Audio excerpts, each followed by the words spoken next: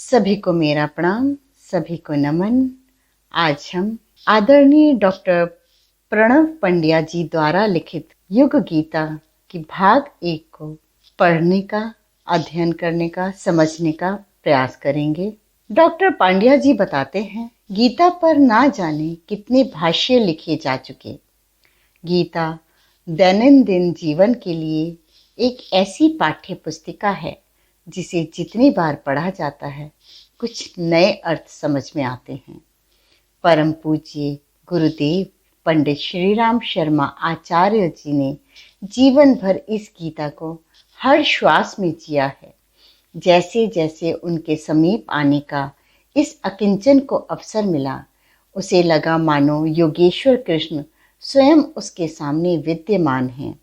गीता संजीवनी विद्या की मार्गदर्शिका है एवं एक ऐसा महाकाव्य भी। परम पूज्य गुरुदेव के समय समय पर कहे गए अमृत वचनों तथा उनकी लेखनी से निसृत प्राण चेतना के साथ जब गीता के तत्व दर्शन को मिलाते हैं, एक निराले आनंद की अनुभूति होती है, पढ़ने वाले पाठक को, सुनने वाले श्रोता को। उस आनंद की स्थिति में पहुंचकर अनुभूति के शिखर पर रचा गया है यह ग्रंथ युग गीता। मनवंतर कल्प बदलते रहते हैं, युग आते हैं जाते हैं, पर कुछ शिक्षण ऐसा होता है जो युग धर्म तत्कालीन परिस्थितियों के लिए, उस अवधि में जीवन जीने वालों के लिए एक अनिवार्य कर्म बन जाता है। ऐसा ही कुछ युग गीता को पढ़ने से पाठकों को लगेगा। इसमें जो कुछ व्याख्या दी गई है वह युगानुकूल है। शास्त्रोक्त अर्थों को भी समझाने का प्रयास किया गया है और यह प्रयास भी किया गया है कि यदि उसी बात को हम अन्य महामानवों के नज़रिए से समझने का प्रयास करें तो कैसा ज्ञान हमें मिलता है, यह भी हम जानें। परम पूज्य गुरुदेव के चिंतन की सर्वांग पूर्णता इसी में है कि उनकी लेखनी अमृतवाणी सभी हर शब्द वाक्य में गीता के शिक्षण को ही मानो प्रतिपादित परिभाषित करती चली आ रही है। यह वह विलक्षणता है जो इस ग्रंथ को अन्य सामान्य भाष्यों से भी अलग स्थापित करता है। गीता विश्वकोश परम पूज्य गुरुदेव के स्वप्नों का ग्रंथ है। उसके लिए बहुत कुछ प्रारंभिक निर्देश भी वे दे गए हैं। वह जब बनकर तैयार होगा तो निश्चित ही अनुपम ग्रंथ होगा। उसकी पूर्व भूमिका के रूप में युग गीता को खंड खंड में प्रस्तुत करने का प्रयास किया गया है ताकि विश्वकोश की पृष्ठभूमि बन सके। इस विश्वकोश में दुनिया भर के संदर्भ, भाष्यों के अलावा भाष्यों के हवाले तथा विभिन्न महामानवों के मंतव्य होंगे। वह सूर्य होगा। युग गीता तो उसकी एक किरण मात्र है। युग युग में गीता गाई जाती रही है। लाखों व्यक्ति उसके मार्गदर्शन लेते रहे हैं, किंतु इस युग में जबकि बड़े स्तर पर एक व्यापक परिवर्तन सारे समाज, सारे विश्व में होने जा रहा है, इस युग गीता का विशेष महत्व है। इस ग्रंथ से जन जन को ज्ञान का प्रकाश मिले। इस युग परिवर्तन की वेला में जीवन जीने की कला का मार्गदर्शन मिले। जीवन के हर मोड़ पर जहाँ कुटिल दांव पेच भरे पड़े हैं, यह एक शिक्षण मिले कि इसे एक योगी की तरह कैसे हल करना व आगे निरंतर आगे ही बढ़ते जाना है। यही उद्देश्य रहा है। इसमें लेखक के अपने ज्ञान विद्वता का कोई योगदान नहीं है। यह सब कुछ उसी गुरु सत्ता के श्रीमुख से निसृत महाज्ञान है जो लेखनी से निकल पड़ा या उद्बोधन में प्रकट हुआ। गुरुवर की अनुकंपा ना होती, अंग्रेजों का अनुग्रह ना होता, सुधी पाठकों की प्यार भरी प्रतिक्रियाएं ना होती तो शायद एक ग्रंथ आकार ना ले पाता। उसी गुरु सत्ता के चरणों में श्रद्धा पूरित भाव से इसी गीता ज्ञान की व्याख्या रूपी युग गीता का प्रथम खंड प्रस्तुत है आदरणीय श्री प्रणव पंड्या जी के द्वारा। गीता महात्म्य। श्रीमद् भगवद गीता के विषय में जो महात्म्य परक वंदना आती है वहीं से यह इसका शुभारंभ होता है। भगवान श्री कृष्ण द्वैपायन व्यास के मुख से निकला स्तुति का वाक्य है। गीता सुगीता कर्तव्या किमन्य ही शास्त्र विस्तरयी या स्वयं पद्मनाभस्य मुखपद्यादुनि श्रिता। अर्थात जिसका गायन किया जा सके ऐसा सुंदर काव्य है गीता। इसके गायन व मनन करने के बाद हमें अन्य शास्त्रों के विस्तार में जानने की क्या आवश्यकता है। यह तो स्वयं पद्मनाभ भगवान विष्णु के मुखारविंद से निकली है। ऐसे में इसका महात्म्य जितना बताया जाए कम है। जब हम पद को समझने का प्रयास करते हैं तो ज्ञात होता है कि मात्र गीता का पाठ नहीं, अर्थ एवं भाव सहित उसे अंतःकरण में धारण कर लेना, मनन कर लेना है। गीता एक दर्शन है, जीवनी संजीवनी है, जीवन संजीवनी है। इसे जितनी बार पढ़ा जाता है एक नया जीवन सूत्र का हाथ लगता है। अतः इसे पौराणिक ढंग से मात्र श्लोकों के पाठ तक सीमित न रख इसे भगवान की वाणी समझते हुए आत्मसात करने का प्रयास किया जाना चाहिए। यह दैनंदिन जीवन में कार्य करने की शैली में अभिव्यक्त होना चाहिए, तभी गीता पाठ का महत्व है। इसी श्रीमद् भगवद गीता महात्म्य प्रकरण में आगे कहा जाता है, सर्वोपनिषदो गावो दोग्धा गोपाल नंदनः पार्थो वत्सः सुधीर भोक्ता दुग्धम गीतामृतम महत। अर्थात समस्त उपनिषद गायों के समान हैं। उन गौ माताओं को दूहने का कार्य भगवान कृष्ण गोपाल नंदन ने किया है। पार्थ अर्जुन पृथा के पुत्र होने के नाते बछड़े के समान इस ज्ञान रूपी दुग्धामृत को पीने वाले के रूप में इसमें विद्यमान हैं। सारे उपनिषदों का निचोड़ गीता में है। योगीराज के रूप में स्वयं भगवान ने इस अमृत को इस काव्य के 18 अध्यायों के 700 श्लोकों के माध्यम से प्रस्तुत किया है। यही इस ग्रंथ के अति महत्वपूर्ण एवं वैशिष्ट्यपूर्ण स्थान का परिचायक है। अदालत में शपथ ली जाती है तो गीता की, इस कारण कि गीता को हिंदू धर्म का प्रतिनिधि ग्रंथ माना गया है। मुस्लिम कुरान की, ईसाई बाइबल की शपथ लेते हैं तो उन्हीं की समकक्ष हिंदू धर्म में गीता को दिया गया है। सभी ज्ञानी जनों ने मिलकर गीता को ही हिंदू धर्म का प्रतिनिधि ग्रंथ मानकर कहा कि कसम गीता की ली जानी चाहिए। इसी से इस ग्रंथ के महात्म्य का परिचय मिलता है। वेदों उपनिषदों सबका चार निचोड़ यदि कहीं एक स्थान पर है तो वो गीता में है। प्रस्थान त्रयी के अंतर्गत ब्रह्म सूत्र उपनिषदों के बाद श्रीमद् भगवद गीता को लिया गया है। तीनों ही ग्रंथ भारतीय अध्यात्म के आधारभूत ग्रंथ हैं। इस पथ पर आरूढ़ होने वाले के लिए विशेष स्थान रखते हैं। भगवान कृष्ण के रूप में एवं कृष्ण द्वैपायन व्यास के रूप में 24 अवतारों में से 2 अवतार द्वापर युग में हुए।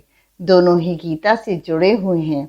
श्री कृष्ण ने गीता कही, श्री व्यास ने उसे काव्यात्मक रूप दिया, उसे लिखा। दोनों ही विष्णु के अवतार हैं। श्री व्यास जी द्वारा महाभारत ग्रंथ भी लिखा गया है, जिसका एक अंग गीता को माना जाता है। महाभारत में 18 पर्व हैं, जिनमें पूर्वार्ध में 6 पर्व हैं एवं उत्तरार्ध में 12 पर्व। कितना साम्य है। परिस्थितियों के इस वर्णन में 7 अक्षौहिणी सेना एक तरफ थी, 11 अक्षौहिणी सेना दूसरी तरफ, एवं दोनों के बीच महासमर का महाकाव्य है महाभारत। इसी में कही गई है गीता। ऋषि मुनियों ने जितना कुछ तत्व ज्ञान दिया है, आरण्यकों, गिरी गुहा कंदराओं में दिए गए हैं, किंतु गीता जैसा तत्व ज्ञान युद्ध के मैदान में 2 सेनाओं के बीच खड़े होकर दिया गया है। इस ग्रंथ की विशिष्टता है, गीता में भी महाभारत के 18 पर्वों की तरह 18 अध्याय हैं। जिन्हें 6-6 अध्याय के 3 खंडों में बांटा जा सकता है। पहले 6 अध्याय कर्म योग पर आधारित हैं। 7वें से 12वें तक अध्याय में भक्ति योग पर बड़ा मार्मिक विवेचन है तथा अंतिम 6 अध्याय ज्ञान योग की पराकाष्ठा तक ले जाकर अर्जुन को स्वधर्म की, युग धर्म की महत्ता बताते हुए उसके समर्पण पर समाप्त होते हैं। यो कर्म भक्ति ज्ञान की त्रिवेणी पूरी गीता में स्थान स्थान पर गुंथी हुई देखी जा सकती है, पर पूरे अध्याय का रुझान जिस दिशा में है वह इसी विभाजन क्रम के अनुसार निर्वाह कर कहा गया है। ग्रंथ में ग्रंथकार की महिमा जोड़ने से उसकी विशिष्टता स्थापित होती है। ग्रंथकार वह होता है जो जन्म देता है ग्रंथ को। माँ आत्मसात करती है सारी सृष्टि को एवं उसे अपने बालक के रूप में एक अद्भुत कृति के रूप में जन्म के समय जगती को देती है। गीता में जो कुछ कहा गया है वह भगवान कृष्ण ने योगस्थ हो आत्मसात कर अर्जुन को कहा है। इसीलिए हमें भगवान कृष्ण के साथ गीता को जोड़कर, माँ के साथ उसकी रचना को जोड़कर समझना हो, तभी हम श्रीमद् भगवद गीता का मर्म आत्मसात कर सकेंगे। विनोबा गीता को गीताई कहा करते थे। महाराष्ट्र में माँ को आई कहते हैं, अर्थात गीता माँ। हर कष्ट हर दुख के लिए गीताई की शरण में जाओ, यह विनोबा का कथन था। गांधी जी कहते थे कि गीता मेरी माँ के समान है। जब मुझे समस्याएं सताती हैं तो मैं अपनी माँ की गोद में चला जाता हूँ, मुझे सारे हल मिल जाते हैं। इसीलिए यहाँ बार बार गीता के साथ रचना को जन्म देने वाले उनके ग्रंथकार वक्ता योगीराज श्री कृष्ण को समझने की बात कही जा रही है। उन्हें समझे बिना गीता नहीं समझी जा सकती। ग्रंथकार योग के उपदेष्टा श्री कृष्ण जगत गुरु हैं। उनके बारे में कहा जाता है, वसुदेव सुतम देवम कंस चारूण मर्दनम देवकी परमानंदम कृष्णम वंदे जगत गुरुम। श्री कृष्ण सारे जगत के गुरु हैं। वह इसलिए कि वे युग की समस्याओं का हल करने का एक विराट संकल्प लेकर आए थे। ये समस्याएं अनेक तरह की थीं, राष्ट्रीय, जातिगत, धर्मगत, प्रकृति, जगत संबंधी। इन सभी के लिए उन्होंने कहा, संभवामि युगे युगे। धर्म को अच्छी तरह स्थापना करने के लिए मैं युग युग में प्रकट हुआ करता हूँ। हर युग में अवतार की आवश्यकता पड़ती है। भगवान कृष्ण यही कार्य करने के लिए अपने युग में जगत गुरु बनकर आए। यह शब्द और किसी अवतार के साथ प्रयुक्त नहीं हुआ है। मात्र श्री कृष्ण के लिए जो महायोगी शब्द से भी योगीराज शब्द से संबोधित किए गए हैं। यही श्री कृष्ण की गीता के साथ जुड़कर विशिष्टता झलकती है। परम पूज्य गुरुदेव ने अगस्त 1969 की अखंड ज्योति में अवतार की प्रक्रिया पर प्रकाश डालते हुए लिखा है, अवतार की प्रक्रिया एक ही है, जनमानस में अवांछनीयता के प्रति विद्रोह। यही अवतार का वास्तविक स्वरूप है।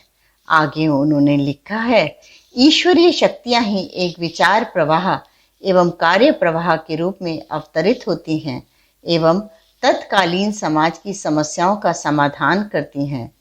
जगत गुरु स्तर की अवतारी चेतना लेकर परम पूज्य गुरुदेव भी इस धरती पर आए।